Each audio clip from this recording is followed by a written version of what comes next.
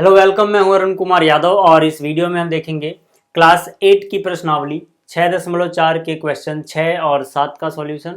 और इससे पहले की वीडियोस के लिंक आपको मिल जाएंगे इस वीडियो के डिस्क्रिप्शन में। तो शुरू करते हैं क्वेश्चन नंबर 6 से। जो एक क्वेश्चन है इसमें बोला गया किसी वर्ग की भुजा की लंबाई ज्ञात कीजिए जिसका क्षेत्रफल 441 मीटर स्क्वायर है।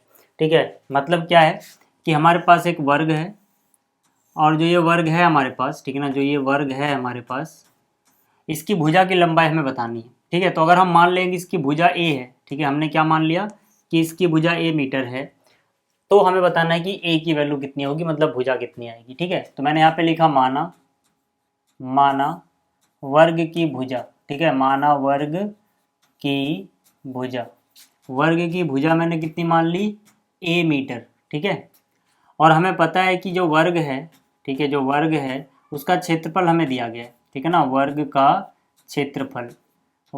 क्षेत्रफल हमें कितना दिया गया है, 441। तो यहाँ पे हम लिख देंगे 441। ठीक है, मीटर स्क्वायर है ये। अब देखो 441 मीटर स्क्वायर, तो हमें वर्ग का क्षेत्रफल दिया गया है। अब वर्ग का जो क्षेत्रफल होता है वो क्या होता है, भुजा गुणे भुजा। ठीक है, वर्ग का जो क्षेत्रफल होता है वो होता है भुजा गुणे भुजा, मतलब भुजा का वर्ग। ठीक है, यहाँ पे भुजा ए है तो ए गुणा ए करोगे आ जाएगा ए का वर्ग आ जाएगा। ठीक है ना, ए की घात 2 लग जाएगी। तो मतलब कि ए का वर्ग हो गया वर्ग का क्षेत्रफल, बराबर कितना है, 441।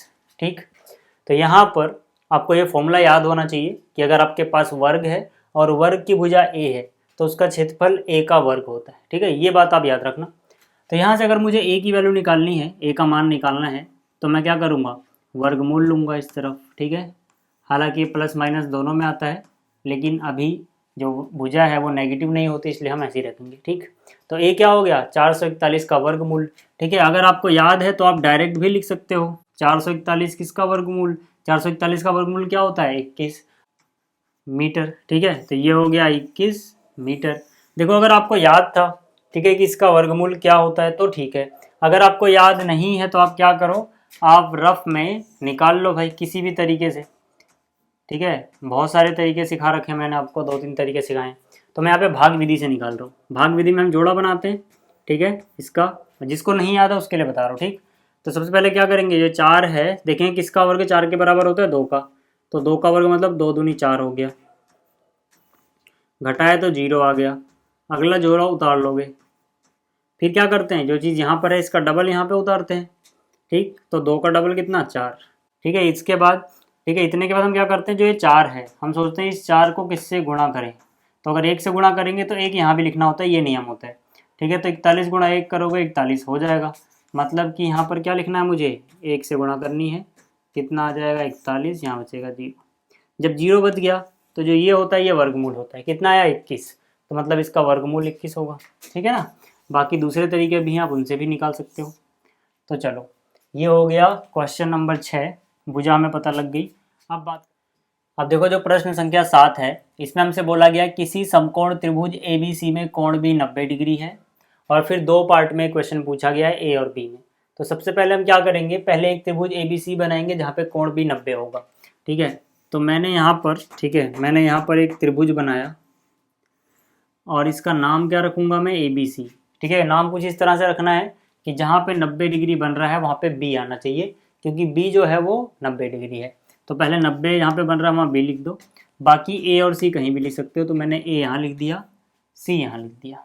ठीक है, अब बात करते हैं पहले पार्ट की। जो इसका पहला पार्ट है, इसमें क्या बोला गया है कि ए बी जो है वो 6 सेंटीमीटर है। ठीक है ना, ए बी कितना है, 6 सेंटीमीटर।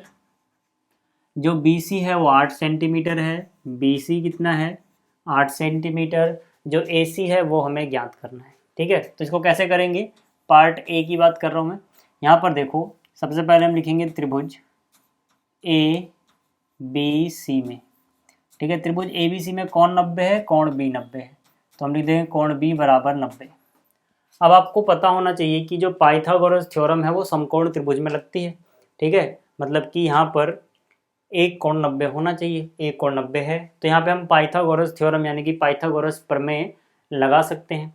पाइथागोरस प्रमेय बहुत आसान सी प्रमेय, उसमें क्या है कि भाई जो 90 के सामने वाली भुजा है जिसे हम कर्ण बोलते हैं, कर्ण का वर्ग बराबर होता है बाकी दो जो बच गई साइड, यानी कि आधार और लंब, आधार का वर्ग जमा लंब का वर्ग। अगर आपको ऐसे नहीं समझ में आता तो एक बहुत ही सिंपल तरीका है इसको याद रखने का, वो ये है कि पाइथागोरस थ्योरम का मतलब सिंपल सा है कि जो 90 के सामने वाली भुजा है, जो 90 के सामने वाली भुजा है, ठीक है, जैसे कि यहाँ पर हमारे सवाल में AC है, 90 के सामने क्या है AC, उसका अकेले का वर्ग, यानी कि उसको अकेले लिखो एक तरफ, फिर लगा दो बराबर, बाकी दो जो भुजाएं बच गई, कौन कौन सी भुजा बच गई, AB और BC, ठीक है, आप AB लिखो उसका वर्ग लगा दो और BC लिखो उसका वर्ग लगा दो जोड़ में, ठीक है। कहने का मतलब क्या है कि पाइथागोरस थ्योरम के हिसाब से जो 90 के सामने वाली भुजा है वो तो अकेली रहेगी, उसका वर्ग लगा दो, बाकी दो जो भुजाएं बच गई वो एक तरफ रहेंगी बराबर के और उनका वर्ग लगा के बीच में प्लस लगा दो, ठीक है, सिंपल सी बात है। तो ये क्या हो गई, ये हो गई पाइथागोरस प्रमेय, ठीक है, इसको हम क्या बोलते हैं, पाइथागोरस प्रमेय, ठीक है, पाइथागोरस प्रमेय। तो चलो भाई ये चीज़ आपके समझ में आ गई कि मैंने क्यों लिखा, पाइथागोरस थ्योरम के हिसाब से ये रूल होता है, हम लिख सकते हैं, ठीक। तो यहाँ पे AC तो हमें नहीं पता, तो AC का वर्ग ऐसे ही रहेगा। AB हमें पता है, AB कितना है 6 सेंटीमीटर, ठीक है, AB कितना है 6 सेंटीमीटर, तो 6 का स्क्वायर आ गया। BC हमें पता है 8, तो 8 का स्क्वायर आ गया। तो यहाँ से देखो 6 का वर्ग कितना हो गया 36 और 8 का वर्ग कितना हो गया 64, 36 और 64 कितना हो जाएगा 100, और यहाँ पे क्या चल रहा है AC का वर्ग, वर्ग हटाओगे तो ये वर्गमूल में चला जाएगा।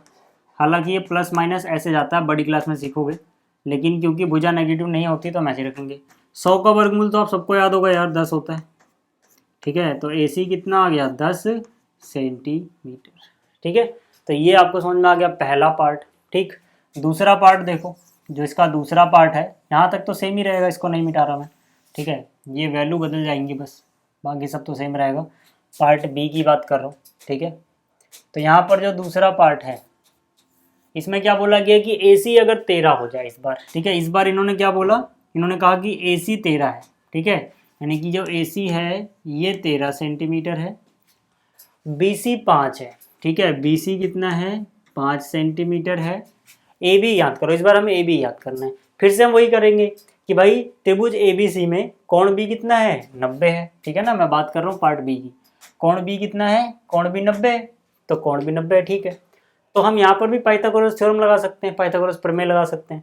उसके हिसाब से 90 के सामने कौन है AC, तो AC का वर्ग बराबर क्या होगा, बाकी दो जो भुजाएं बच गई उनके वर्ग के जोड़ के, ठीक है, तो उनका वर्ग निकाला जोड़ दिया।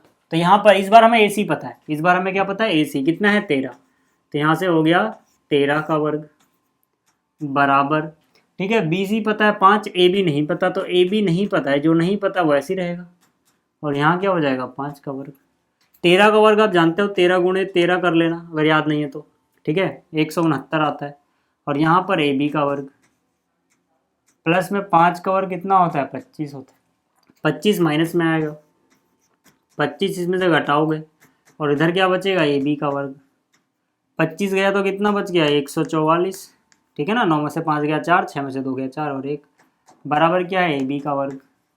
अब वर्ग हटाना है, ठीक है, तो वर्गमूल लिया मतलब, तो इधर भी वर्गमूल लेंगे, कितना हो गया 144, 144 का वर्गमूल क्या होता है 12, तो कहने का मतलब है कि AB का मान कितना आ गया 12, ठीक है ना, सेंटीमीटर, क्योंकि 144 का वर्गमूल होता है 12, भाई 12 का वर्ग 144, तो 144 का वर्गमूल 12, ठीक है। तो आपको ये भी समझ में आ गया। तो इस वीडियो में इतना ही, जल्दी मिलेंगे अगले वीडियो में। Thanks for watching.